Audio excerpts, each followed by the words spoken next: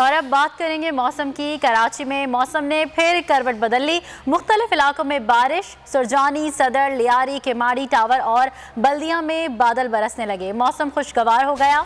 शहरियों के चेहरे खिल उठे। महकमा मौसमियात ने पंजाब के मुतादिद शहरों में भी हल्की बारिश की पेशगोई कर दी। शुमाल मशरकी बलोचिस्तान, खैबर पख्तूनख्वा, कश्मीर और गिलगित बल्तिस्तान में भी बादल बरसेंगे। मौसम का हाल बताने वालों के मुताबिक मुल्क के बेशतर बालाई इलाकों में मौसम सर्द और जुज़वी तौर पर अबर आलूद रहेगा।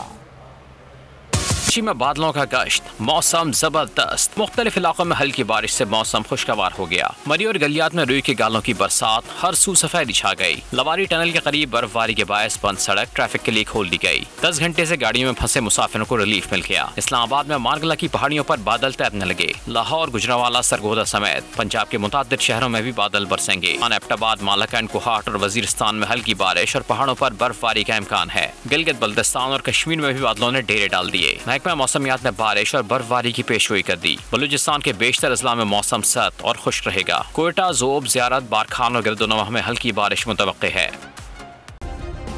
सब्सक्राइब करें और बेल दबाएं ताकि कोई खबर रह न जाए।